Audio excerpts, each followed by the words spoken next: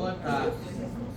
O Instituto Histórico e Geográfico do Rio Grande do Norte, mais uma vez, promove a Quinta Cultural. Dessa vez o tema é o Nordeste para além dos estereótipos, palestra do nosso sócio efetivo, Otávio Santiago.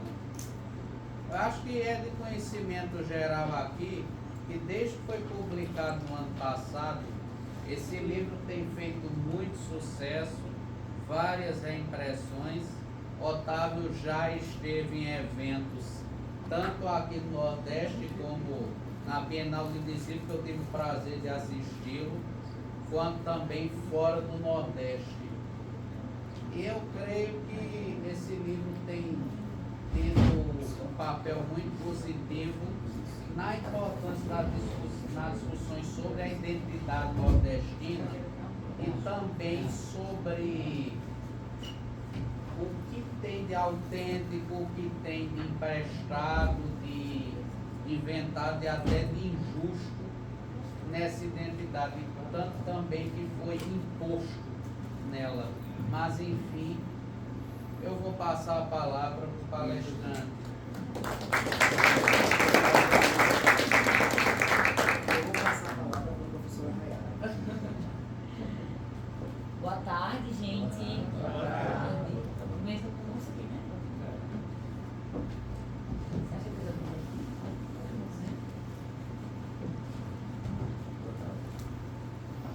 vou Bom, mais uma vez, boa tarde. Boa tarde a todos presentes. Queria inicialmente agradecer o convite de Otávio. É uma felicidade imensa estar aqui falando sobre esse livro e não somente o livro, né? Uma obra que resgata muito da nossa identidade, do nosso processo de formação enquanto povo, de maneira mais genuína do que nós observamos na mídia, na história, na imprensa, nas narrativas, entre muitas aspas oficiais, né?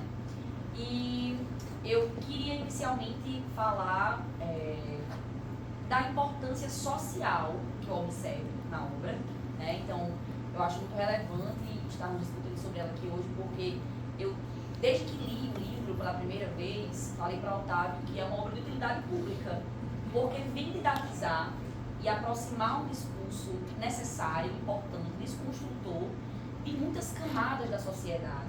Então, em Só Sei Que Foi Assim, eu encontrei, por exemplo, de uma forma muito mais palatável, bem explicada, bem escrita, coisas que eu tinha visto somente na universidade, nas aulas de Duval, né? Então, eu sou professora, né? Historiadora também, e quando eu fui convidar meus alunos para esse momento, eu vi uma cena quase inédita, que foi um estudante lá atrás na sala, você, inclusive, né? Levantou o livro. Então, isso significa que a obra ela se disseminou demais, que ela chegou onde deveria chegar. Então, é uma imensa felicidade que isso tenha saído do Rio Grande do Norte, né, do nosso estado.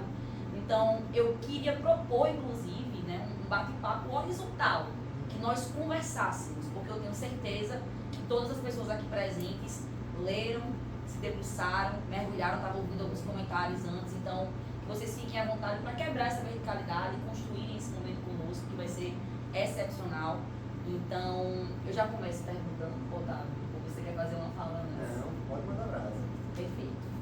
Então, vamos lá. Otávio, ele vem falar sobre a importância de encontrar nas inconsistências uma possibilidade de trazer algo mais próximo da realidade, trazer algo realmente capaz de desconstruir esses estereótipos, essas circunstâncias todas. E eu queria perguntar sobre a obra, não somente do ponto de vista jornalístico, mas do ponto de vista historiográfico. E aí eu queria saber um pouco, Otávio, sobre a questão do processo de pesquisa.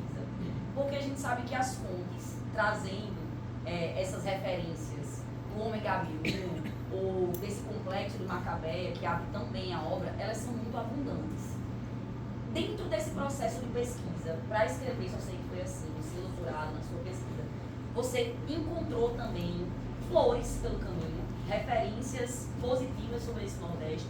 Como foi essa questão quantitativa e qualitativa dessas fontes? Se você teve essa outra seara também ali presente, se contrapondo, e como foi lidar com essa administração? Gente, boa tarde, né? nossa vontade aqui. É um prazer estar aqui no Instituto Histórico e Geográfico brasileiro, e eu tenho muito orgulho de ser membro efetivo aqui do Instituto. E convidei uma Rayara não por acaso, né? Porque eu entendo que a gente, em alguma medida, encerra um ciclo aqui hoje, que é o fato de há um ano, aproximadamente um ano, nós estávamos no Palácio da Cultura, que é ao lado, sede da Pinacoteca, lançando este livro. Uma mesa que contou com a escritora Socorro e que Rayara fez a mediação dessa mesa. Então, um ano depois de estar aqui, eu quis questão que fosse Rayara no Centro Histórico para marcar quase que esse aniversário do livro, mas esse ciclo, né, de uma peregrinação que aconteceu, como a Helena falou depois, dessas falas no sentido de levar, reposicionar esse Nordeste nosso na vitrine nacional. E aí, assim, nessa caminhada, ontem, todo dia tem alguma coisa, e é quase uma gincana, no sentido de participar e de pregar a palavra. Ontem eu falava com a Universidade Estadual do Ceará, e uma pergunta que surgiu era tipo assim, como é que tem tanto repertório, por que tem tanta coisa? Você fala num filme, daqui a pouco é um livro, daqui a pouco é uma música, daqui a pouco é uma coisa do YouTube, muita coisa costurada. E aí eu fiquei tentando entender a natureza disso, eu acho que tem a ver com a minha natureza mesmo, assim. Eu sou uma pessoa muito acelerada e que gosta de conseguir muita coisa. E me irrita muito aquela pessoa que entra numa mesa, num jantar, numa mesa de bar, senta do seu lado e fica com uma conversa que não tem fim a noite toda. E minha vontade é querer que as outras pessoas entrem na conversa, alguém me salve aqui, para a gente conseguir falar sobre outras coisas. E fica aquela pessoa lá puxando aquele mesmo assunto, assim. Então, eu acho que isso, dessa vontade de não ficar preso a uma coisa, é que acabou que o livro acaba abarcando muitas referências diferentes, assim. E nesse ponto de consumo, de consumir livro, de consumir cinema, de consumir novela também, de consumir o que está rolando e fazer com que isso entrasse como referências, né? E claro, você vai encontrar, assim, encontrei coisas positivas, mas, na verdade, a minha surpresa maior foi encontrar coisas tão evidentes. Isso foi uma surpresa para mim. Porque quando eu comecei a fazer a pesquisa, que vem do incômodo, né, o incômodo duplo que eu tinha, assim, o primeiro incômodo era das frases, me incomodavam muito as frases do tipo, mas Otávio, você nem parece que é nordestino, né? Você nem cara de nordestino. Ou então uma frase que eu ouvi assim, que é, você cumpre até prazos para quem é do Nordeste. E como assim cumpre prazo para quem é do Nordeste? Que história é essa? Né? Que lugar é esse que a gente ocupa no imaginário nacional? Então isso me incomodava muito. Como me incomodava muito também a representação, a suposta representação artística desse nosso Nordeste. Quer dizer, a novela é anunciada assim, uma novela sobre o Nordeste. Como se fosse possível acomodar o sul da Bahia ao oeste do Maranhão numa única história. Né? E aí você vai fazendo enlatamento, transforma a gente num motozinho 10x30 e aí muitos estereótipos, muitas reduções, muitas homogeneizações negativas. E aí eu pensava assim, como é que isso começou? E essa ideia começou quando? Eu queria entender isso, e aí o título do livro é uma provocação desse livro. Eu só sei que foi assim, porque a resposta era muito não sei. Eu queria entender como é que tinha sido esse processo. E aí quando eu fui fazer a investigação, eu achava assim, que ia ser um trabalho de nação, que eu ia ficar observando as entrelinhas, buscando uma palavra que poderia me dizer alguma coisa, mas não. Tudo estava lá muito exposto, muito, assim, sabe, batom na cueca, assim, agressões pesadas com relação à população do Nordeste e aí embaixo escrito, com o patrocínio da Sociedade Cafeeira de São Paulo. Quer dizer, não tinha nenhum constrangimento em fazer aquele movimento. E aí eu descobri nesse processo um tarado do jornal velho. Eu ia naqueles jornais velhos, manuseando, e assim, 2 da manhã eu encontrava alguma coisa, coitada da minha esposa, eu dizia, Larissa, olha isso. E ela fazia, poxa, você não pode esperar amanhã para me dizer? E no jornal, em agosto de 23, falaram alguma coisa, já que não há tanta urgência, né, visto que faz 100 anos isso. Mas eu ficava muito entusiasmado pensando, poxa, não é possível. E aí eu me perguntava, como é que isso não está na escola? Como é que a gente não aprende isso? Que esse movimento aconteceu assim? E aí esse é o entusiasmo da pesquisa. Porque realmente a pesquisa faz sentido quando está na escola e na universidade. E aí no processo eu ficava pensando assim, gente, isso tem que ir para o mundo. Não pode ser uma pesquisa só acadêmica. E aí, em dado momento, eu comecei a fazer o caminho duplo, né? Fazer a tese, mas ao mesmo tempo já escrever um livro de não ficção que pudesse ser lido pelos estudantes, que pudesse ser lido por todas as pessoas e eles compreendessem o que aconteceu com a gente. Um projeto que foi muito bem montado para desqualificar a região e a população nordestina. Eu queria que isso ficasse didático, fosse fácil a compreensão, para que a gente pudesse, enfim, enfrentar. Né? Porque eu acho que não tem como enfrentar sem saber. O conhecimento aí é a nossa arma mais mais preciosa nesse processo? Eu, particularmente, tenho um critério para definir quando eu gosto do livro, quando o livro é bom, quando ele é importante, quando ele é significativo, que basicamente é a quantidade de marcações que eu faço. Eu acho lindo, o livro todo marcado. Quanto mais eu marco, quanto mais aquele livro vem assim, eu não consigo passar 2, 3 páginas sem marcar, sem grifar, sem puxar uma anotação. Aquilo ali para mim é um elemento muito definidor da qualidade dele, que ele me traz. E aí, em Só Sei Que Foi Assim, eu marquei muito. Eu, inclusive, separei algumas das marcações para a gente trocar algumas ideias sobre essas marcações. E com o Otávio, eu também sou uma pessoa muito assim, das referências. Então, para mim, foi muito um instrumento de identificação didática mesmo, pedagógica.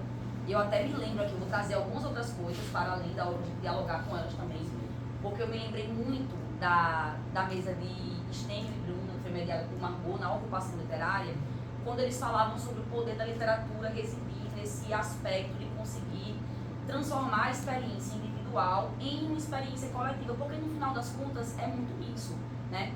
E aí, pensando sobre essa questão da pesquisa de Otávio, de como ele administrou essa nordestinidade e a construção dessa nordestinidade, eu me lembrei muito de um historiador, e em vários momentos do livro eu fiz pelo menos 3 marcações que me remetem muito a isso, que é um historiador da Escola das Análises, Jacques Legoff, e ele escreveu um livro chamado História e Memória, e nesse livro ele traz um conceito muito interessante, que é o conceito de senhores do esquecimento.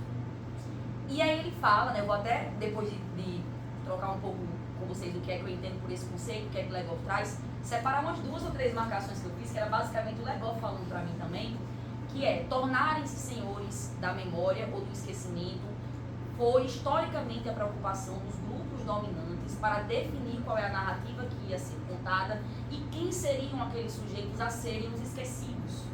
E esse processo de apagamento histórico, de esquecimento social, constantemente, frequentemente, marcou muitos grupos na história colonizadora do Brasil, como a questão das pessoas escravizadas, dos indígenas, dos homens e mulheres negros. E também aconteceu e acontece com nós, com nossa realidade, né, com a realidade do povo nordestino.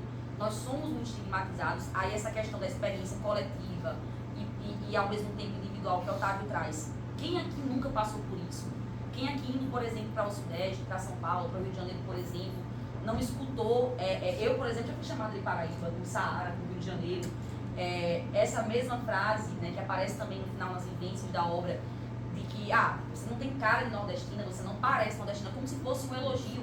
Eu também já escutei isso várias vezes. Imagino que muitos de nós, em diversos momentos, encontramos isso aqui. E aí, o que eu queria pensar sobre esse processo do esquecimento a quem você acha que ele serve, Otávio? A quem? Porque assim, os instrumentos a gente viu, claro. A indústria da seca, a gente viu que a mídia foi ferramenta, que o cinema foi ferramenta, mas a quem isso serve? A que projeto de Brasil isso serve? E aí, até endossando um pouco mais essa pergunta, né, engordando um pouco mais essa pergunta, esse é um processo que muitas vezes se coloca até sobre o próprio país. O Brasil é um país de dimensão continental, né? A gente não tem um tamanho normal geograficamente. E muitas vezes somos tratados de maneira extremamente homogênea, até do ponto de vista da brasilidade. E a gente não gosta disso. Exatamente. A quem serve? Então, serve a quem está oprimindo. Né? O epistemicídio é parte do processo de opressão. É você apagar a contribuição de uma sociedade de população para o saber, no caso o saber nacional. Quer dizer, a gente não é associado a esse lugar do conhecimento, da ciência, da inovação, da educação. Não, a gente é associado a uma cartilha que foi muito bem pensada nesse momento de estreia, vamos chamar assim, do Nordeste. Mas para a gente colocar assim, todo mundo na página, o livro tem como um dos marcos temporais importantes os anos de 1910, sobretudo no finalzinho ali, 1919, quando de fato a gente vai lembrar da época da escola, daquela política do café com leite, e aí a gente tem a alternância de São Paulo e Minas na presidência da República, Rio de Janeiro já enquanto capital, quer dizer, a gente já viveu um momento de deslocamento do que seria em tal eixo, valorizado eixo do Brasil, agora passa a ocupar um espaço que é na geografia sul do país, né? E aí essa função do Brasil quer se validar como esse novo centro, quer se validar na prática, mas quer se validar também no discurso. Então era construído um discurso mesmo de civilidade que fazia uma oposição entre o Brasil que supostamente dava certo, que seria esse Brasil do Sul, versus o Brasil que supostamente não dava certo, que era o Brasil do Norte, né? Que aí depois veio a ser Nordeste. Então essa discussão de versões, ela ocupou muito espaço na literatura, muito espaço nos jornais. Se a gente vai pegar os sertões, por exemplo, lá você tem análise do sudestino sobre o que seria esse sertanejo, essa população do Nordeste, né? E aí já daí a gente vê um completo epistemicídio, a gente vê uma construção de um discurso interiorizante. E eu vejo muitos políticos já aqui do Estado, inclusive, abrindo discursos falando assim, como disse Euclides, o sertanejo antes de tudo um forte. Ele não leu Euclides, porque na sequência ele vai dizer assim, mas é um brasileiro de raça inferior, porque não soube aproveitar nada de bom que foi deixado pelas raízes africanas, indígenas e europeias. Então é um discurso que vai colocando a gente, inclusive classificando, talvez por isso você não tenha cara de nordestina, né, nesse discurso do Sul, porque ele dizia assim, o sertanejo é um Hércules Quasímodo. Se você quiser reconhecer um sertanejo nordestino, ele é um Hércules Quasímodo. O Hércules, que seria essa figura de resistência heróica, mas o Quasímodo é o Quasímodo de Victor Hugo, de Notre Dame em Paris, que a Disney vai transformar depois de um Corcunda de Notre Dame. Então, realmente, se espera um Hércules Quasímodo, se chega a Rayara ou qualquer um de nós, fica aquela coisa, poxa, mas você não corresponde a uma noção do que é ter a cara de nordestino que foi sendo construída nos papéis e depois nas artes. E aí a gente vai visitar aí, tanto que o livro faz uma referência ao trabalho de Portinari, com Algo Circulantes, as coleções, depois cinema e televisão, porque cada um foi colocando, foi seguindo um pouco essa forma.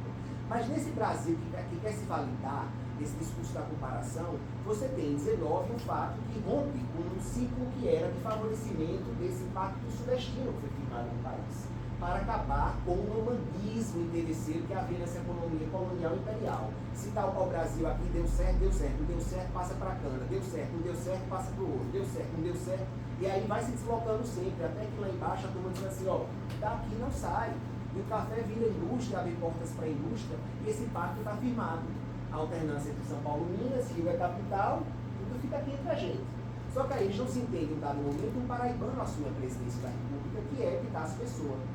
E aí quando Epitácio assume 19, ele vai fazer assim, olha, São Paulo e Minas, vocês podem sentar aí, porque agora eu vou fazer pela minha terra.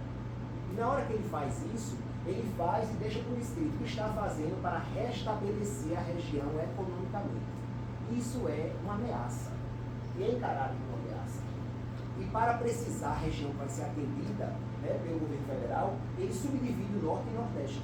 E a partir dali, no papel, temos pela primeira vez a palavra Nordeste precisando uma função geográfica. E essa novidade, ela acontece no mesmo momento em que há fluxos migratórios fortes de pessoas do Nordeste se deslocando para São Paulo, Rio de Janeiro, para esse Eldorado, né, o Eldorado do Sul, em busca das tais oportunidades. E quando eles chegam a São Paulo e Rio de Janeiro, eles chegam como os miscigenados em excesso de Euclides da Cunha. Eles chegam como esse nordestino que é preto, que é pardo, e é um nordestino que acaba contrariando a vontade que reinava no Brasil naquele momento, que era o de branquear a população. O Brasil vivia também nesse tempo um processo eugenista, darwinista social de branqueamento populacional. A ideia era branquear o país, porque assim se conseguiria a civilidade. O discurso era esse, o Sul é mais civil, tem mais civilidade porque é mais Europa. E vocês aí de cima, como não conseguiram aproveitar, olha o político nada de bom dos antepassados, sobretudo os europeus, vocês são o Brasil que não dá certo, vocês são o que a gente não tem, o atraso, e nós somos o progresso. Esse discurso era repetido nos jornais diariamente, com as impressões do Nordeste e as impressões de São Paulo. E claro, regionalismo de inferioridade do Nordeste e regionalismo de superioridade do Sudeste. O jogo era esse. E aí quem que administrava bem recursos? São Paulo. Quem administrava mal? Nordeste. No campo laboral, quais eram os comparativos? A mão de obra boa é italiana, alemã, que é a raça ariana pura, essa é para garantir o nosso futuro. Não esses boçais nordestinos, não esses preguiçosos nordestinos, não esses violentos nordestinos que são todos cangaceiros e por isso mesmo não merecem emprego, tem que ser dado ao alemão, ao espanhol, ao italiano, que a gente está trazendo para cá. Então veja, o Nordeste, a ideia de Nordeste, a ideia de nordestino, nasce em um contexto de contrariedade. A gente vem contrariar interesses políticos, econômicos e sociais. É uma região que nasce reivindicando recursos, que outra porção do Brasil dizia ser deles esse recurso, nessa região, e vem reivindicando espaço no campo laboral, e o próprio Brasil criava esses espaços pensando na vinda de mão de obra estrangeira para substituir essa mão de obra nossa. Então é um quadro realmente assim, o Nordeste reposicionando na sala nesse aspecto, porque o Brasil queria colocar debaixo do tapete. O Brasil queria dar destino à população dele. Você me traz miscigenados para São Paulo? Não, não pode ser. Então vamos iniciar. Olha que luxo, viu, gente? Não é que eu tenho dias que eu era imortal. Geralmente é seu Manuel que faz isso, mas ele dá tudo.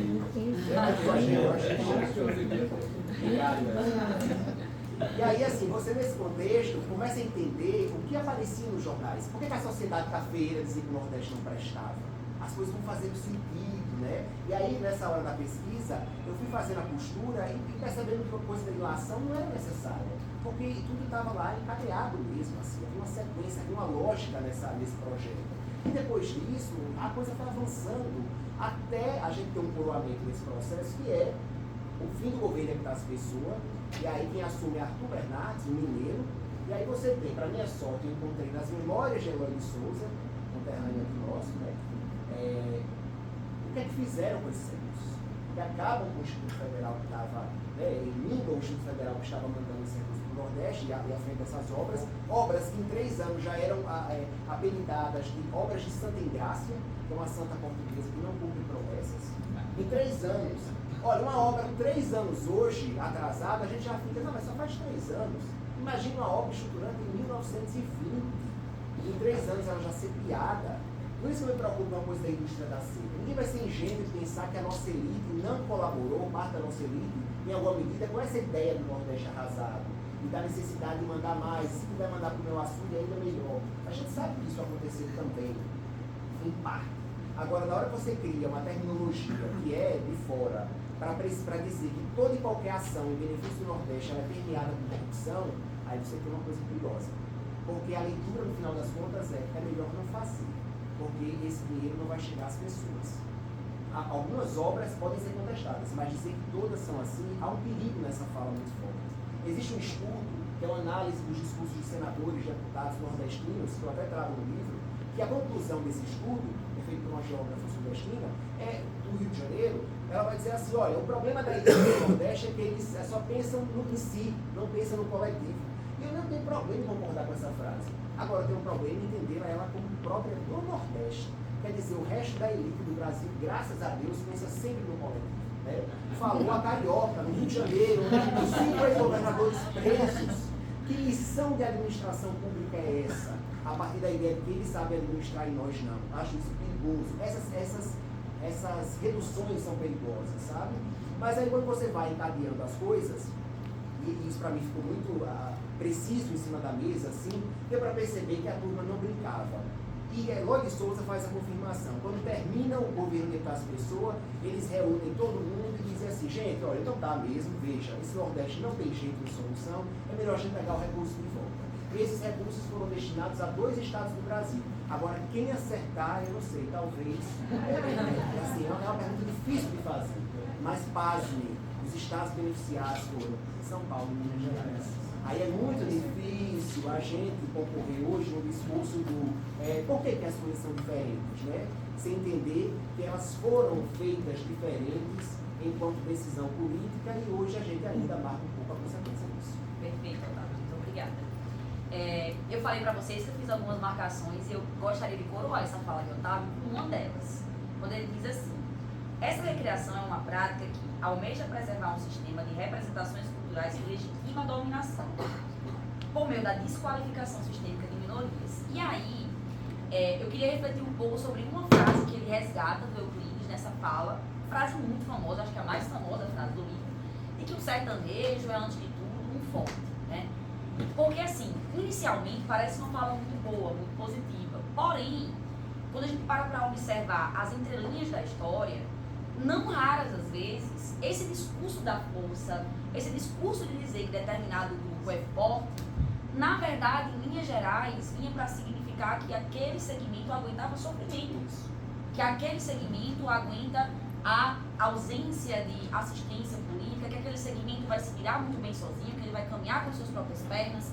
Então, em vários momentos da história, a gente vê essa força sendo colocada inicialmente em uma perspectiva, em tese, elogiosa, mas quando a gente vai observar o que é que está por trás desse discurso de força que se constitui, que se elabora, nós observamos que ele vem também como uma das tantas ferramentas de dominação que elaboram esses sistemas todos, que elaboram esses sistemas que permanecem pormenorizando, que permanecem hostilizando, né, os mais variados grupos. Enfim, e aí... No caso, com as vivências. Exatamente. Hoje continua assim muito forte. Exatamente. Acho que você fala do passado que está no presente, é algo nesse sentido, Sim. né? Deixa eu só fazer um parênteses nisso aqui. Quanto você quiser. Não, só para dizer o seguinte, que algumas vezes na pesquisa eu me peguei pensando assim, será que no anacronismo aqui, eu estou olhando a coisa de 100 anos atrás com o olhar de hoje? Peraí, calma, que agora quem vai interromper sou eu. A gente não pode deixar de lembrar, ele falou agora 100 anos atrás, que a gente está há 100 anos do Congresso Regionalista, né? Faz 100 anos que ele aconteceu, então acho que esse é um ponto importante, né? Que é até uma coisa que eu já queria ali incendiar um pouco, que é, por que demorou tanto tempo, né? Pra gente parar e pensar sobre isso? Agora não, desculpa. Então, nada. Eu acho assim, que eu vou pegar depois essa sua pergunta. Mas falando agora do anacronismo, eu me perguntei assim, será que eu não estou pensando, poxa, isso aconteceu há 100 anos, Otávio? Mas aí eu fui para as vivências, eu fui conversar com os nordestinos que passaram por experiências discriminatórias hoje, porque assim, eu vi muita coisa. No início da competência, de prazo. Ah, você é do Nordeste, mas não é da Bahia não, né? Porque se for da Bahia a gente não contrata. Eu vi isso em Brasília. E aí assim, mas eu conheço pessoas que tiveram privações mesmo, de oportunidades laborais, acadêmicas, sociais, por terem origem no Nordeste.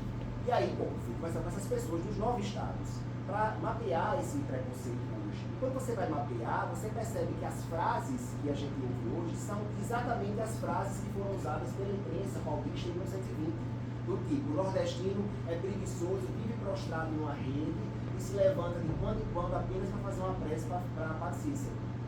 Aí, no meio das vivências, teve gente que me falou assim, sempre pergunto se eu vou dar conta mesmo. Mas você vai dar conta? Você sabe isso? Será que você tem disposição para isso, sendo do Nordeste?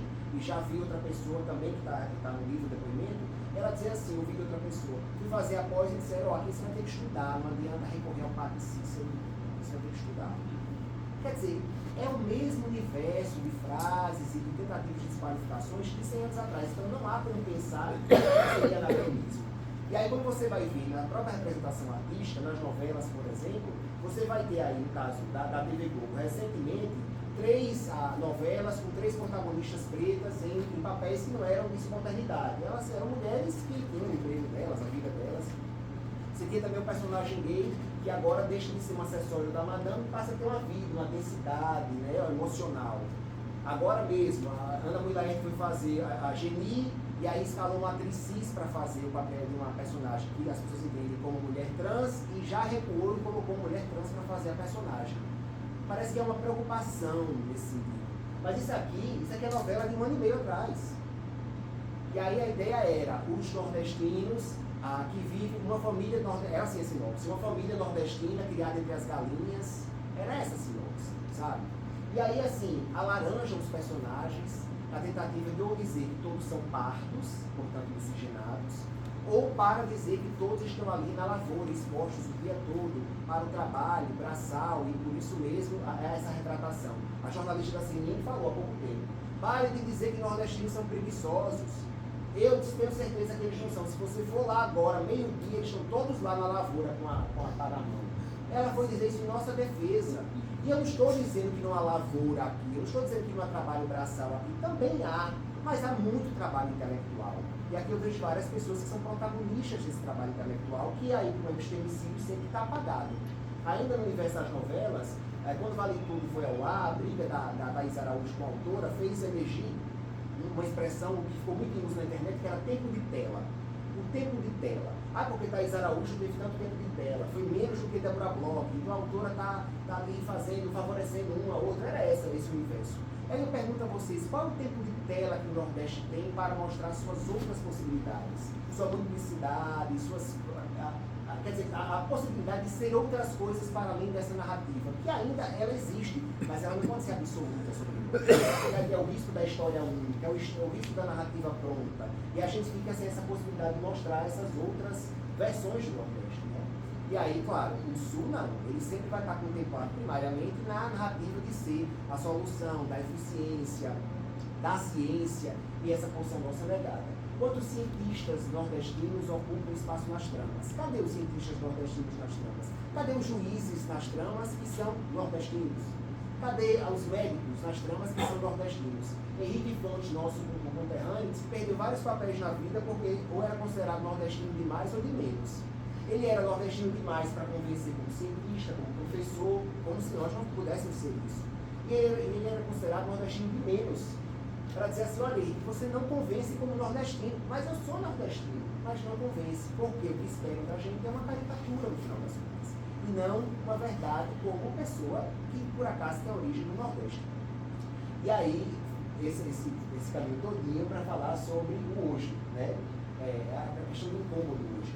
Então assim, eu vejo que a gente ainda está posicionado num lugar de não entender um pouco esse jogo. E por isso talvez a gente tenha acordado tardiamente, né? O complexo de Macabeia aparece nesse sentido.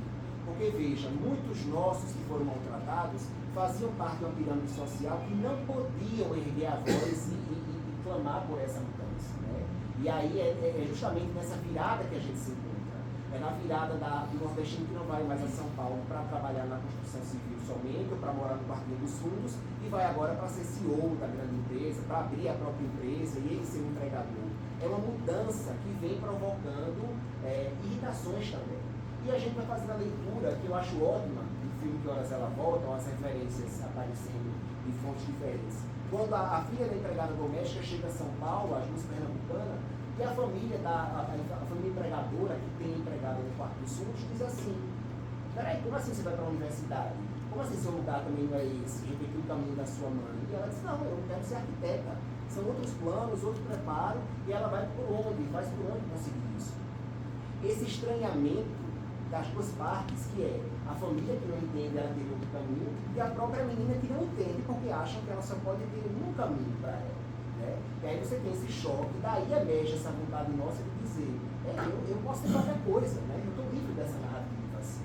E a internet, claro, porque a internet, nesse ponto, permitiu que a gente desfizesse certas versões, né? Quer dizer, você tem aí, a partir do livro, eu vi muitos influenciadores da comédia, inclusive, fazerem graça a partir do livro, no sentido didático mesmo, de pegar uma mensagem do livro, transformar aquilo num esquete de humor e dizer, gente, vocês entenderam o que acontece? Olha, isso aqui está no livro, só sei que foi assim. O que eu acho o máximo, porque você dá um tributo a uma mensagem, numa linguagem que talvez aquela pessoa que recebeu naquela peça de humor não teria acesso ao livro de alguma forma, não seria interessado, né? não se perceberia interessado no livro, mas acaba consumindo porque a mensagem que é, isso está acontecendo com a gente.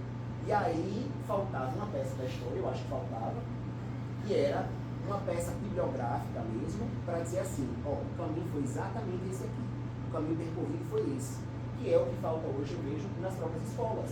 E contar essa história, essa versão. A gente atropela a política do café com leite, a gente atropela essa coisa de formação da região Nordeste, isso, às vezes o Nordeste é um boxezinho, vem falando de Minas, São Paulo, Paraná, não sei o que, e um boxezinho.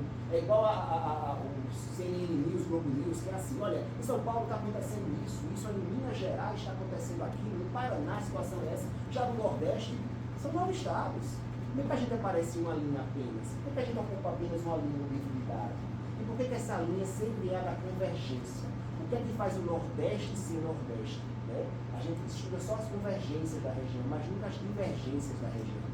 Eu acho que na hora que a gente mudar um pouco o foco, a gente vai conseguir pluralizar e colocar nessa vitrine as muitas coisas que a gente pode ser para além do que é aquela família lá do Morumbi, em São Paulo. Perfeito. Eu particularmente vejo o Rio Grande do Norte hoje ocupando uma posição de vanguarda em relação a isso, né? Eu acho importante nesse momento aqui lembrarmos, por exemplo, do trabalho de teatro, que o grupo de teatro Carminhos tem feito há muito tempo, né? Assim, pelo Brasil, inclusive, com a invenção do Nordeste. Pedro Fiuza, como diretor, trazendo a edição do Nordeste de Lugar Hostil, de gente tão pacífica, Nordeste, ficção científica, é pobre, é seca, né?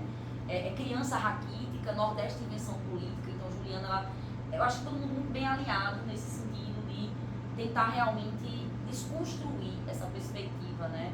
E aí eu quero pensar agora sobre duas perspectivas junto com o Otávio, junto com vocês, que são as seguintes. Desumanização.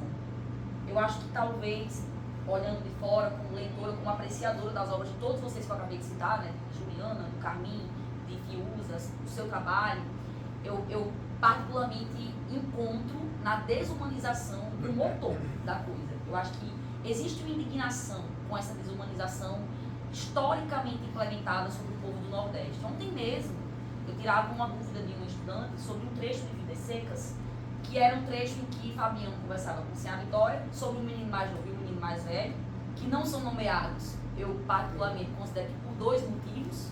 Um, pela questão da indigência, né, da invisibilidade social, mas também acho que há muito aquele hábito afetivo de falar meu mais novo, meu mais velho, que é muito característico de muitos grupos do Nordeste. Mas o fato é que a questão trazia um diálogo entre pai e mãe, no qual sim a Vitória, preocupada com a educação dos filhos, conversava sobre o futuro deles com o Fabiano, e esse diálogo terminava com o Fabiano falando vaquejar. Eles vão vaquejar, eles vão ser vaqueiros como o pai, eles vão ter esse mesmo destino, que eu acho que vem muito nessa fala que o Otávio vinha trazendo, de que do que é que nós nordestinos somos capazes, nós, para onde vamos e o que vamos fazer, né? E aí eu acho que isso vem muito como leitora, estou falando como leitora, como uma resposta a essa desumanização, a essa imposição sistemática de lugares de subalternidade. Eu vejo muito uma reivindicação contrária a tudo isso, né? E ainda sobre essa desumanização, Otávio faz um resgate muito importante na obra. Eu particularmente não conhecia a história do Homem Gabiru até ler, só sei que foi assim, eu fiquei, meu Deus, como alguém leva isso para um jornal, né? E aí, falei um monte aqui para dizer, né? Eu começo essa discussão trazendo o conceito de do esquecimento, e eu penso agora sobre uma perspectiva de uma outra pensadora, de uma filósofa e também historiadora, Silvia Federici, que fala do conceito de tecelãs da memória, né? Se aplicando normalmente às mulheres, trazendo a perspectiva de que as tecelãs da memória seriam então as pessoas responsáveis por transmitir tradições, por permanecerem vivas as práticas culturais de determinados povos. E aí, Otávio, eu queria perguntar para você qual é a perspectiva dessa tecelagem de memória diante de uma desumanização, que quando a gente fala de estereótipos, a gente tem uma coisa que é muito consolidada. O estereótipo é uma coisa que é muito forte, é muito bem construída. Eu queria que você pensasse nas perspectivas com a gente, dessa tecelagem de memória que você faz a partir do livro, de para onde nós podemos olhar diante de tudo isso que você viu, que você administrou, né? Então é meio que essa coisa, as tecelãs versus o Senhor do Esquecimento e a sua obra como uma ferramenta desse processo. Eu acho que a gente se percebe Fez mais... sentido para você quando eu falei, então? Não, super. Porque você começou a falar das artes, né, dos exemplos que a gente tem na cidade, inclusive, e eu acho que a gente vive uma pequena revolução nesse sentido. E aí a gente vai falar de símbolos, que é importante. Como é que a gente se afirma no Nordeste sem abraçar esses símbolos todos que a gente conhece como nossos, né? E são os símbolos nordestinos, sobretudo agora em junho. É até uma provocação, né? A editora falou isso assim, poxa... Então, a editora falou assim, isso vai ser ótimo, vocês livros de São João, né? Veja bem, assim, mas de fato foi, né? O livro acabou antes do São João, a gente lançou no final de maio acabou antes do São João, então deu certo. E aí o Homem Gabiru vai destoar dessa resposta aqui. Mas o Homem Gabiru é porque é inacreditável isso, mas 100 manchetes da Folha, nos 100 anos da Folha de São Paulo, eles se orgulharam das 100 manchetes mais provocativas, ou interessantes, relevantes, e uma delas era do ano de 91. 92, 91 e depois continuou em 92. A manchete era assim: novas espécies humanas são encontradas no Nordeste. Novas espécies humanas. E aí eles vão falar desse Homem Gabiru, que aí assumem na matéria que ele tem nanismo, mas vão dizer que esse nanismo foi provocado pelas funções externas. Quando todo mundo sabe que nanismo, a pessoa já nasce com nanismo, né? E aí, assim, mas era isso, e comparava essa nova espécie, que se assemelhava muito, está no texto, gente, a pigmeus africanos. Era essa a ideia do texto. E aí, quando eu mandei o material para a editora, Schneider Carpentier, que foi editor, me ligou e disse assim: por que você colocou o nome de todo mundo nessa? E quem fez cada matéria e menos esse? Eu digo, porque é meu jeito de saber que o autor da matéria era Chico Sá. Eu admirei muitíssimo, mas que estava dentro da estrutura Folha de São Paulo, né? Como repórter, então, sabendo que assim, ele é um editor, tem um chefe de reportagem, tem a turma toda. E aí eu disse, é porque é Chico Sá. Ele disse, não, coloca. Aí eu encontrei uma maneira de colocar e tal. E assim que eu fui lançado, era o meu medo. Eu pensava, poxa, Chico Sá, não dá, Chico Sá, Chico Sá. E aí 8 dias depois chegou uma notificação assim, Chico Sá mandou uma mensagem para você no inbox. Aí eu fiquei, eu abro ou não abro? É agora, eu vou encontrar essa história. E aí quando eu abri, estava lá dizendo, meu caro, livraço, você soube tocar em todos os temas, você soube tratar todos os temas, era umas 3 vezes todos. Eu disse, não, então ele validou a forma como foi tratado, assim, até no sentido de fazer uma meia-culpa mesmo. E depois ele se tornou um advogado do livro, ele vai e fala, compra esse livro, lê esse livro, assim. E aí confirmou, eu estou mais fã dele ainda, porque mesmo tendo essa passagem, ele entendeu que o livro tinha que chegar às pessoas contando essa passagem. Né? Mas choca quando a gente percebe que é nos 90. Eu não estou falando aqui de 30 e 20 mais, estou falando dos anos 90. Homem da Bilu, pigmeus africanos, espécies humanas. A gente estava nesse ponto. E aí, voltando agora à questão de símbolos, e como administrar isso, eu acho muito revolucionária a arte que a gente faz hoje. Pequenas doses que talvez a gente não perceba. Mas é verdade. A Biblion de São Paulo, que é a Biblioteca do Estado, me chamou para falar sobre literatura nordestina. E aí eu fiz só provocações em cima do que a gente consome hoje de livros de ficção do Nordeste para mostrar o seguinte. Você começa a cabeça do santo, e aí você tem um cara do sertão que está na cidade, na Fortaleza, e está fazendo o caminho inverso do sertão, a pé. Ele não está saindo do sertão indo para a capital, ele está indo da capital para o sertão, a pé. Parece besteira, mas isso já é uma revolução. Já é um caminho inverso. Aí ele chega na cabeça do santo e ele toma banho de bica. Bica? Água? Chuva? E aí ele vai se alimentar de goiabas frescas. Goiaba? No sertão? Isso não existe no sertão. Na cabeça do santo. Você vai em Itamar Vieira Júnior, em Tutorado, estou falando só dos grandes vendedores de livros de ficção. Aí você tem um homem telúrico, como esse 30, que é muito apegado à terra, ele vive pela terra, mas diferente dos romancistas de 30, esse homem não sai da terra. Ele fica na terra e luta por ela, porque ele sai, é conhecedor dos direitos que ele tem em relação àquela terra. É um homem sabido, portanto, né? Que a gente adora dizer isso, o sertanejo, o homem nosso é sabido, no sentido não no sentido não arianesco, né?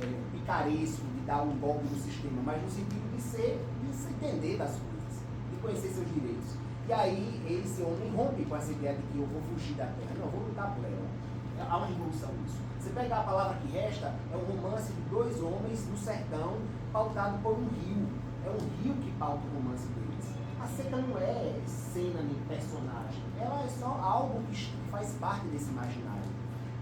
Eu faço muito quando estou fora, né? Aqui não faz muito sentido, mas eu pergunto assim, fecha os olhos, eu faço essa provocação.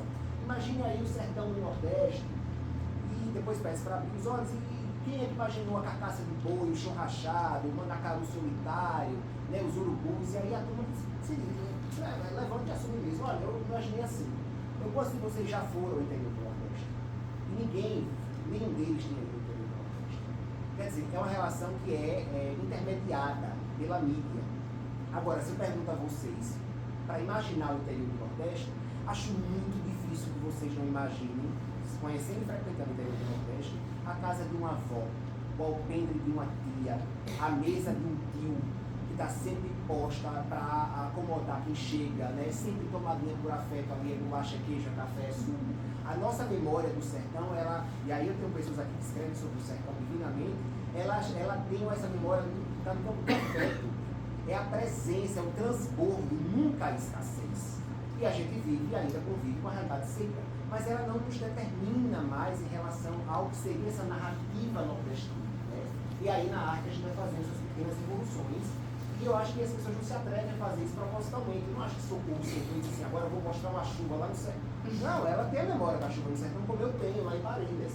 E o banho de bica, você tem que dispensar o primeiro, porque vem com aquela poeira enorme das telhas, mas passado o primeiro, era banho de bica enquanto tirasse o inverno.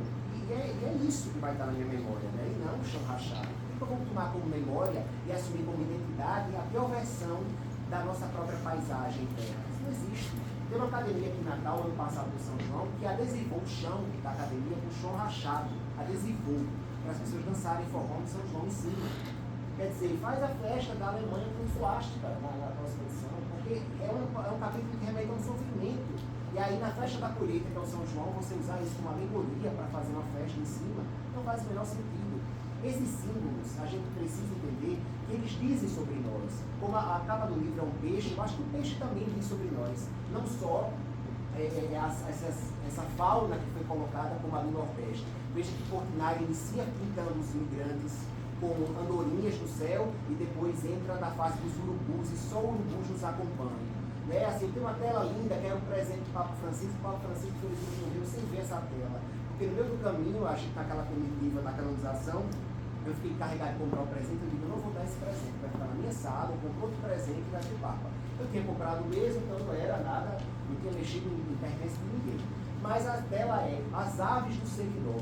Linda tela colorida, coruja, galo de Campina. Eu prefiro olhar para essas telas do que entender hoje o carcará como símbolo máximo da nossa fauna. Eu acho que a gente tem muita coisa bom para colocar na vitrine, mas a gente não foi ensinado a valorizar isso. Né? E aí, nesse contexto, eu quero dizer o seguinte, esses símbolos dizem sobre nós, até dizem sobre nós, mas eles não podem nos definir absolutamente. Você é contra o Mandacaru? Não, eu acho que o Mandacaru tem um lado da resistência e tal, mas se eu for lembrar da terrinha lá da minha família, em Parelhas, quem ficava florido, não importasse a seca que acontecesse, era o ipê amarelo. E é lindo o ipê amarelo absoluto, reinando assim, só ele florido naquela paisagem, nas cores áridas, que tanto mostra na paleta das novelas. Por que o ipê amarelo não é um símbolo também nosso? Por que a gente não ressignifica o que a gente tem em casa para dizer assim, olha, a gente pode ser muitas coisas, para além desses símbolos que vão acessar capítulos que não nos definem completamente. Os símbolos dizem sobre nós, mas eles não podem nos definir completamente. Eu já recebi uma advertência. Uma advertência?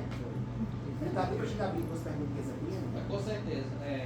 Queria agradecer a vocês, palestra muito boa. Sem dúvida, acho que dá vontade de ouvir mais. Antes de passar, eu queria só fazer duas observações. Achei muito interessante que você falou sobre a questão da atualidade, né? Porque essa história do Migabiru não foi explorada só pela Folha. Eu lembro que naquele mesmo ano, o cara foi entrevistado pela Veja. E poucos anos depois, na campanha eleitoral do governo de São Paulo, 94, o jingle do Mário Covas tinha uma frase que dizia: somos o coração do Brasil, juntos a gente faz o país. Olha o subtexto por trás dessa frase, é meio se colocando acima de todos os outros estados. Claro. E você falou também sobre a questão do São João. É interessante que justo nesse momento o São João está passando por uma espécie de crise. Flávio José, recentemente, ele deixou de se apresentar na Bahia, porque o Ministério Público da Bahia entendeu que o cachê dele estava muito alto. Só que ninguém reclama se esse cachê é destinado a cantores sertanejos, que está acontecendo em vários estados, já no São João do Cargoador, no São João do Campina Grande se fala nisso. E ainda tem um terceiro fato, faz uns 2 anos, na Missa do Vaqueiro, que foi idealizado por Luiz Gonzaga, em Exu, tiraram os apoios e botaram o cantor Gustavo Lima. Mais alguém quer? Se alguém quiser fazer alguma pergunta.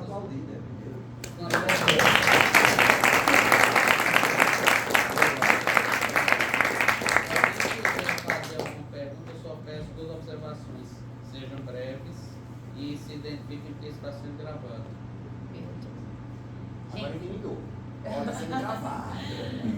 Gente, eu queria agradecer esse fechamento de ciclo, né? Eu até falei para o Otávio que foi muito feliz que tenha havido essa oportunidade, porque como a gente tinha muita coisa para falar na mesa de socorro e tal, a gente conseguiu, não aprofundou tanto como a gente conseguiu fazer aqui hoje. Foi ótimo ouvir, eu particularmente achei um deleite. Então agora eu quero ver o que é que vocês têm a perguntar sobre a obra. E eu tinha dito a Rayara, eu vou e tal, a presidente Olivina perguntou, como é que você fala sobre esse livro de caminhos aqui? E é verdade. Mas eu disse a ela, Rayara, eu já falei demais, eu disse, que conversa é essa? Eu disse a ela assim, porque a gente vai fazendo essa coisa de pregar a palavra, e tem uma hora que eu penso assim, eu acho que todas as pessoas que têm interesse no livro, a mensagem já chegou, assim, mas por mim, né, com a minha voz. Mas o importante mesmo é que esse trabalho seja feito por todos, porque é a nossa história mesmo, assim, uma oportunidade de conhecer como realmente foi, uma perspectiva diferente, e claro, as novas gerações precisam conhecer isso. Quem está na escola, quem está na universidade. Você falou do apelo, de conhecer e se reconhecer. Meus avós eram sertanejos, meus pais já vieram para Natal, iam muito ao interior, passaram parte da infância lá. Eu já fui a criança que ia ao interior nas férias.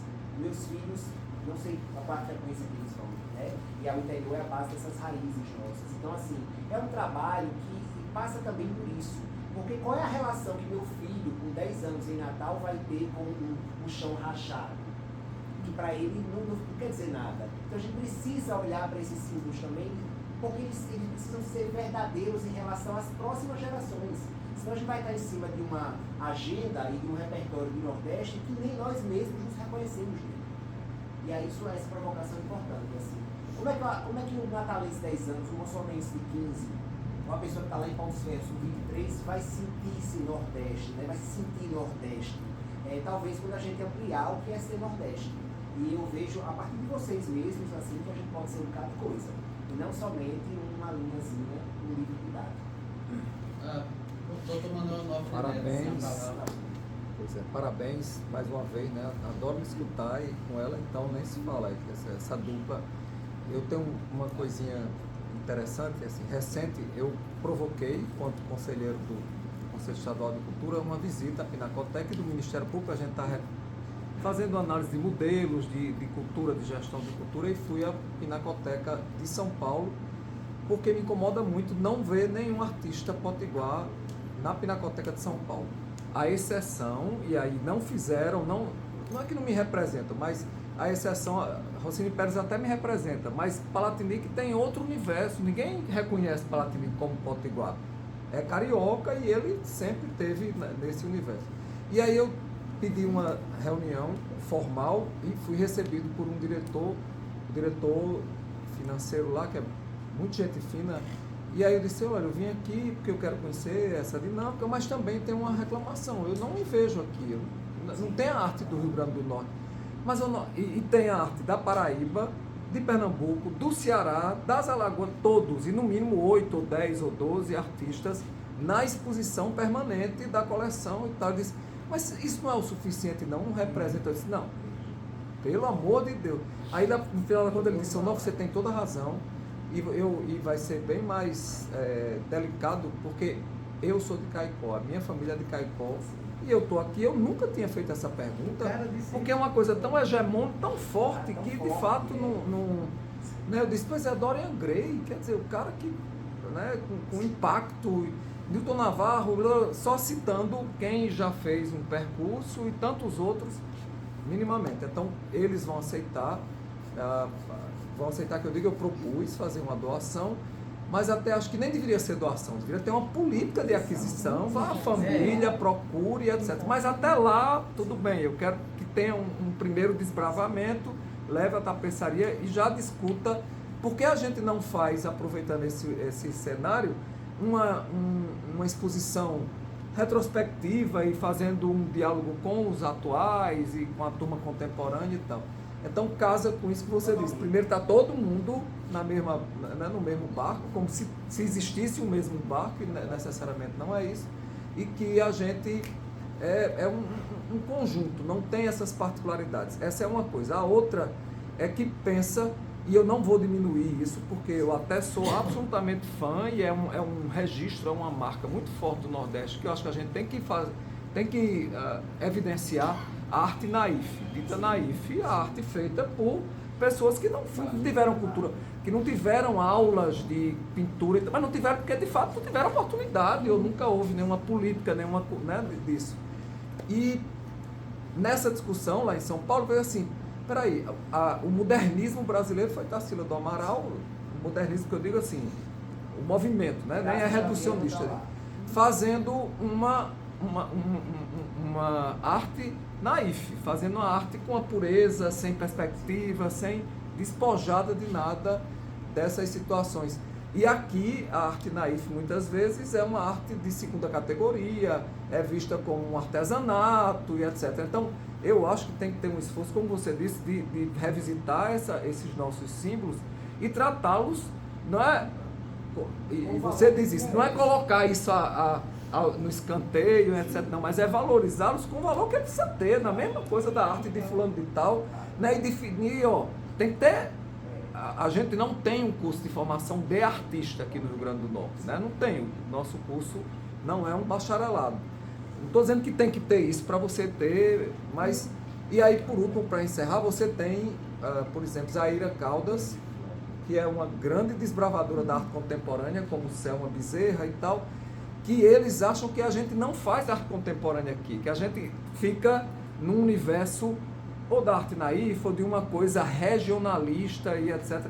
Ou seja, tem um caldo aí para ser mexido, tem uma série de situações, e acho que essas provocações trazem importantes elementos para isso. Como a sua, de não se calar e dizer, de questionar. Eu acho que está nesse movimento de questionar, sabe? Isso é importante, porque no final das contas, se você tivesse, ele é um entendido também de arte e poderia discutir com você, mas uma pessoa qualquer na rua, se você dissesse assim, viu a novela nova, que bacana, sobre o Sudeste, muito legal, o pessoal comendo pão de queijo, né? E aí também lá no Leblon, na praia, depois eles falam mano, é muito legal a novela sobre o Sudeste.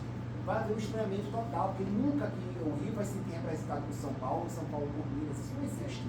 Mas essa coisa da convergência extrema é o que acontece, né? E você falou do regional, é interessante como isso foi colocado na cabeça das pessoas a partir da perspectiva do que seria o centro olhando para a sua periferia, né? E aí o regional seria o excêntrico, o excêntrico, está à margem, portanto um lugar menor. Então é muito interessante a gente discutir isso.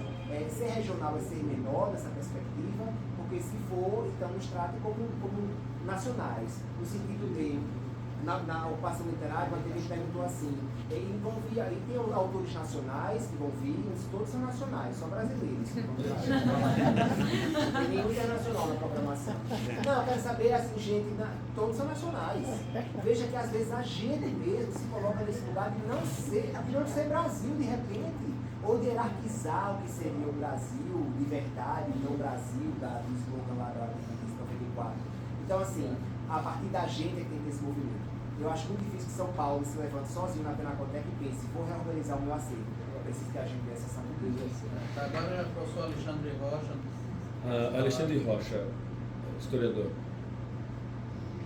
Otávio, é uma delícia ver que, para quem estudou com Durval, que eu acho que foi também teu caso, ver que ainda dava para ampliar e fazer da maneira que você fez. E me parece que a gente pôde compreender ainda mais sobre como o Nordeste se fez. Minha pergunta para vocês dois é: então, que Nordeste é esse que a gente tem que fazer? Obrigado pelas palavras, e acho que não esgota também aqui, sabe? Eu acho que o Duval, Francisco de Oliveira, Manuel Corrêa de Andrade, todos deram a sua contribuição ali, Zaidan Filho, eu estou dando uma também, e acho que tem muita coisa. Inclusive, eu quero que alguém faça um livro sobre a mulher nordestina, como ela é vista nesse país. Assim, tem que ser uma mulher que faça, como é previsto nesse livro. Mas eu acho que o Nordeste é a verdade, é a nossa verdade. A gente não precisa se fantasiar de Nordeste, a gente é Nordeste. Isso é o nosso, é o natural, é o que a gente é. A gente não come cuscuz porque é mais barato, porque a gente gosta mesmo, tá tudo bem, entendeu? E aí, assim, a poesia que existe no forró, acho que essas valorizações das pequenas coisas são ótimas, mas elas não podem, nesses símbolos, esconder as outras muitas verdades. Eu tenho certeza aqui que na Justiça, talvez lá no STJ, poucas vezes nos votos façam menções a juristas nordestinos para embasar alguma votação. E eu tenho certeza que a gente tem muita gente boa como produto de porque a família da minha mãe que sogra do Ceará e a terra de Cláudio de Lapa, para começar a história, que foi o pai aí do Código Civil. Então não falta referência, não falta repertório. O que falta mesmo é a gente entender que isso aqui é o centro, é fazer o Kleber Mendonça Filho. O centro agora é Recife, o centro agora é Natal, o centro agora é Fortaleza. E quem quiser que fique nessa periferia imaginária, reposicionando o tabuleiro social. É o Brasil a partir daqui. Nós somos Brasil. E isso aí deve ser o nosso norte sempre. Assim. A gente é o centro. Não importa. A gente tem que ser o centro. Eu quero complementar dizendo que o Nordeste que a gente tem que fazer é o que a gente está fazendo. Sim. Né? É no gerúndio mesmo. A gente está construindo esse Nordeste. Quando a gente para pensar, por exemplo, no que o movimento Mangue Beat fez há algumas décadas já. A resposta ao Gabiru. Exatamente. Já se implicava isso. O que a gente tem que fazer, eu acho que é exigir que isso seja visto. Exigir que isso seja observado, né? Mais do que simplesmente fazer é gritar. esse Nordeste. É fazer o que o Onofre fez lá, sabe? Dizer, que história é essa aqui que não tem um quadro aqui? Não, é isso mesmo. Professor, tem a palavra. Adriana Lucena. Bom, fiquei muito feliz, né, ao ler o livro, Otávio, porque eu tenho fama de arengueira desde sempre. Né? Eu tenho fama de arengueira desde sempre. Uma das arengas minhas era exatamente sobre a nossa identidade. E eu uso o termo, o Onofre é muito elegante, fala que bota todo mundo num navio, né? Eu digo que colocam o Nordeste todo, jogam num balaio. Jogam num balaio. E uma das coisas que mais me irritava, no movimento estudantil, inclusive, é quando falavam em sotaque nordestino. E é uma coisa que eu não consigo me controlar e eu não me calo, mas para ninguém, em nenhuma hipótese, em nenhum momento. Né? Como se existisse só um sotaque e jogasse todos dentro de um balaio só. Principalmente na mídia. Né? E hoje, o que tem me deixado mais apavorada nos últimos tempos em relação a isso é o apagamento da identidade de sotaque de estado para estado. Duvido que Pernambuco perca. Agora o Rio Grande do Norte, com 10 anos, não tem mais. É porque eu acho que daqui a 10 anos eu já fui, que eu ia ficar sozinha. Você não é teimosa? Eu ia ficar, nem isso que eu tô falando, eu ia ficar sozinha na história. Mas é uma coisa que me incomoda extremamente, muito, muito.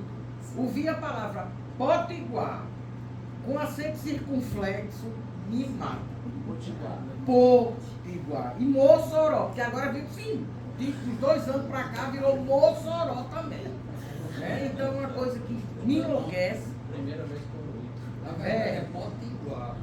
Olha, Adriana, posso? Pois eu queria sua opinião sobre isso. Olha só, deixa eu explicar, ela pega pelo seguinte. Mas você não tem cara de nordestino. Você nem é preguiçoso mesmo sendo do Nordeste. Esqueci de contar essa. O que é que resta? O sotaque. Porque isso aí não tem jeito, a gente tem mesmo. Todo mundo isso, tem. Todo mundo fala com sotaque, eu até digo isso no livro. Todo mundo fala com sotaque, inclusive você que está lendo em silêncio. Você está com sotaque aqui na cabeça, né? Então assim, isso é fato. Agora, essa notificação quando a gente está fora, e a ideia de que é uma coisa só, ela vem dessa falsa ideia de hierarquia regional. Existe o sotaque neutro, que só é uma aberração, não existe sotaque neutro. Existe um sotaque parido numa casa no Morumbi de São Paulo para dizer que a partir que esse sotaque paulista, elitista, seria o sotaque padrão. E todo mundo que se adequasse a ele. Isso é imposição. Isso é imposição vertical, é opressão. A gente tem que fugir dessa história. E você faz um trabalho... Só um minutinho. E a gente está com um delay de 100 anos aí, sim, né? Sim.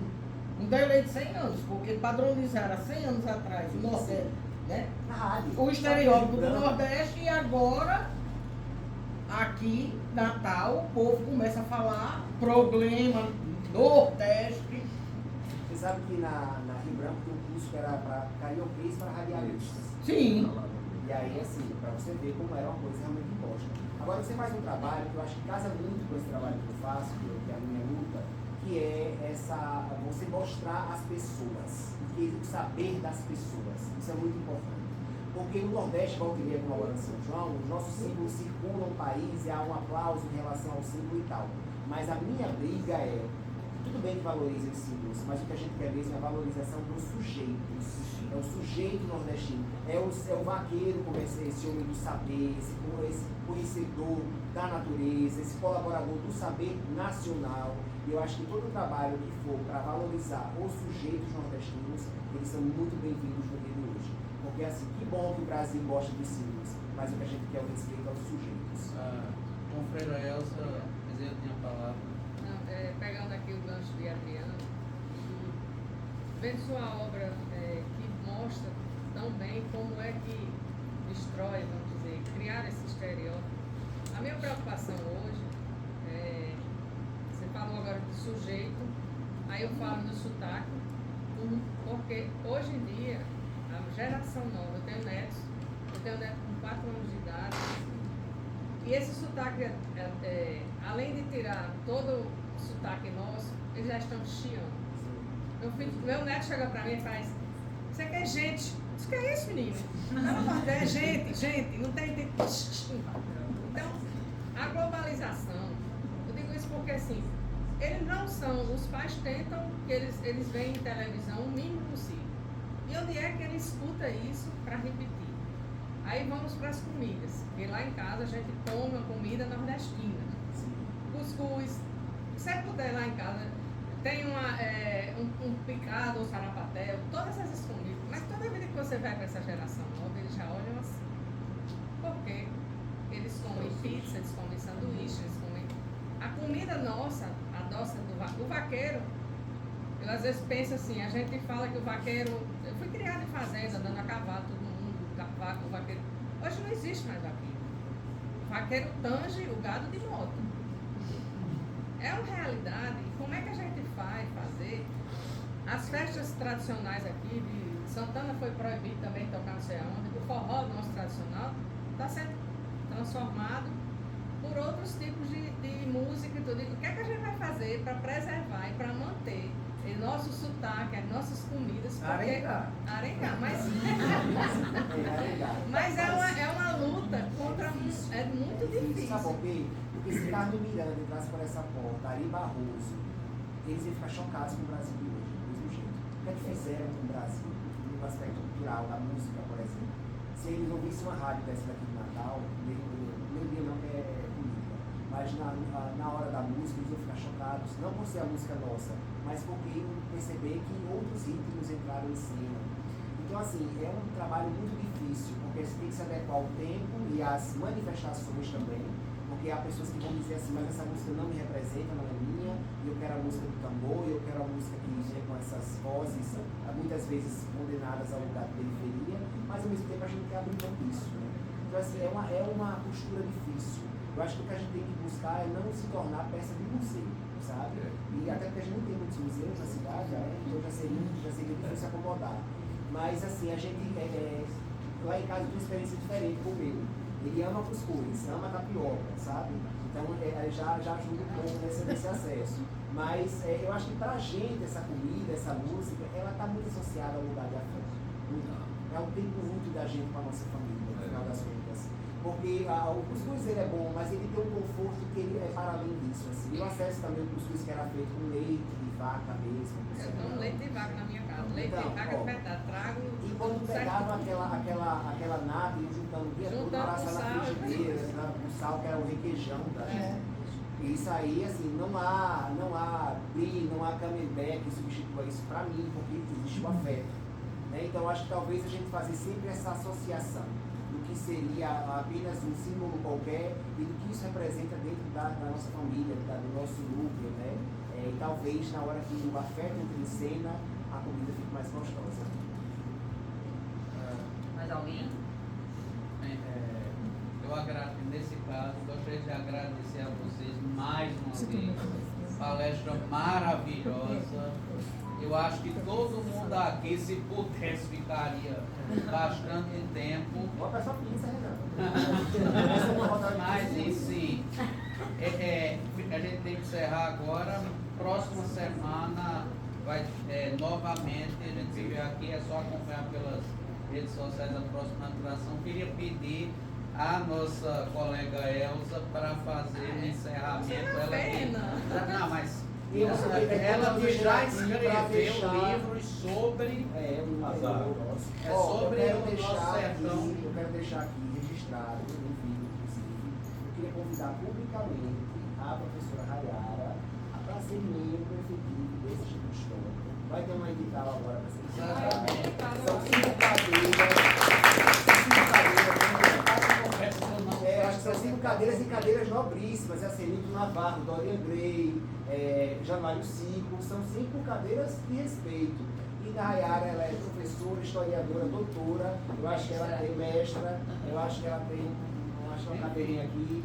Nós recebemos todos. Agora a comissão é totalmente independente. Nem nem a gente da diretoria se mete. Agradeço o convite, Mas Otávio. Por essa eu não esperava. Eu quis convidar o público aqui mesmo, porque assim a gente. Para mim seria uma honra ter você como confreira. Obrigada. Renata, para te falar tudo aqui, só agradecer a você, mas também por conta dessa palestra aí, desse livro maravilhoso que está aí para enaltecer nós, nordestinos, a gente aprender. Não é a gente aprender, é uma reflexão de como a gente foi tratado e também saber como seguir com isso, entendeu? Porque a minha preocupação é que essa geração, vamos dizer, nossa, a gente vê, eu vejo, já escrevi sobre o sertão, e a gente vê como era e como é o sertão hoje. E como é que a gente vai fazer para manter isso? E manter no nível que a gente merece estar. Porque a gente sabe que a literatura dos anos 30 foi muito valorizada. A gente teve nos últimos anos vários presidentes nordestinos. Por que é que a gente fica ainda com esse complexo de inferioridade? E tem que fazer com que essas gerações novas vejam o Nordeste e queiram manter a identidade do Nordeste. O que eu vou fazer, o que você vai fazer, eu já sei. Vai escrever. Escrever, né? É a arma mais poderosa que tem no mundo, né? Então, obrigada a vocês que participaram também, a vocês.